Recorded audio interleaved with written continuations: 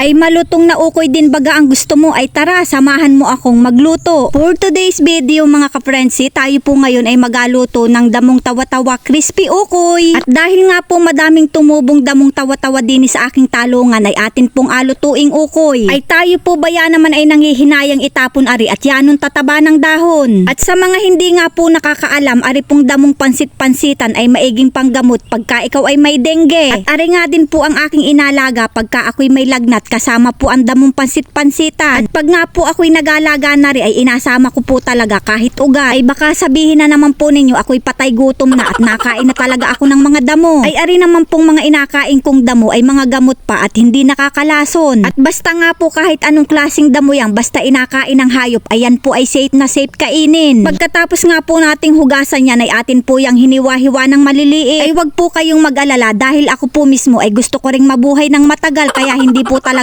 ako makain ng nakakalason. At gusto ko rin naman pong makita yung aking magiging lahi at maabutan ko pa yung aking mga apo sa talampakan. At kailangan nga po natin dyan ng 1 cup cornstarch, unting chili powder, yan naman po ay optional laang, bawang, paminta at saka po ay kaunting asin. At maglagay din po tayo dyan ng 2 itlog at saka po ay oyster sauce. At naglagay din po tayo dyan ng half cup na tubig. At haluin na po natin yan nang magmix yung ating mga nilagay. Ay masarap din nga po aring pangulam, pero mas gusto ko po din ang papakin. At ilagay na nga po natin yung ating hiniwa-hiwang damong tawa-tawa. Ay makamasarap nga po aring isawsaw sa sukang may sili. Nako, ay talaga namang mapapakain na naman tayo na rin ng marami. At para nga po maging crispy ang ating tawa-tawa ukoy ay lagyan po natin yan ng yelo. At mga 4 na tipak na yelo nga po ang ating nilagay dyan. Yan nga po ang sekreto sa malutong na ukoy, pero ngayon po hindi na yan sekreto dahil nga ay sinabi ko na. At pag nga po mainit na yung mantika ay ilagay na nga po natin yung ating ukoy. Ay isa-isang sala nga lang po ang ginawa natin dyan para po ay hindi magdikit-dikit dahil napakadali lang po talaga niyang maluto. At dahil nga po manipis ang ating pagkakaluto ay napakasarap po talaga niyang papakinlaang. At pag nga po siya ay luto na ay kusa po siyang nalutang. Kaya naman po kung kayo'y wala nang maiulam dyan, abay magluto na rin kayo ng tawa-tawa, hindi po yung lagi lang kayong tawa ng tawa. Naku po, makamasama na pong pangitain yan. Ay baka naman po ay tanungin pa ninyo sa akin at mag-comment kayo bakit ang tawag din sa damong ari ay tawa-tawa. Ay pasensya na po at kahit ako ay hindi ko alam kung bakit ari ay tinawag na damong tawa-tawa. At ayan na nga po, luto na ang ating crispy ukoy tawa-tawa. At gumawa naman po tayo ngayon ng masarap na sausawan na suka. At nilagyan na nga po natin yan ng asukal at saka po ay maraming sili. At masarap din po talaga ang sausawan nating suka pagka maraming sibuyas. At pag pinisa nga po natin siya ay talaga naman pong malutong. Ayan, ang sarap pong isausaw na rin sa ating sukang ginawa. Kaya naman ano pang inaintay, sakmali na natin yan. Pwede naman po talaga siyang iulam, kaya lang po para sa akin ay talaga naman pong masarap siyang papak-papakin. Pag kinagat mo nga po siya ay talaga naman pong napakalutong. At hindi ko lang po talaga sa inyo maipadinig, gawa nga po ng napakaiingay ng mga manok din, tilaok ng tilaok. Ay panigurado po pag nagluto kayo ng ganari ay magugustuhan po ng inyong mga chikiting. Ayan, ang sarap po talaga, gawa nga po ng masarap din yung ating ginawang suka. Kaya naman po ay ari talaga'y makamasarap papak-papakin at talaga naman pong napakalutong. Mga ka-friendsi, thank you for watching!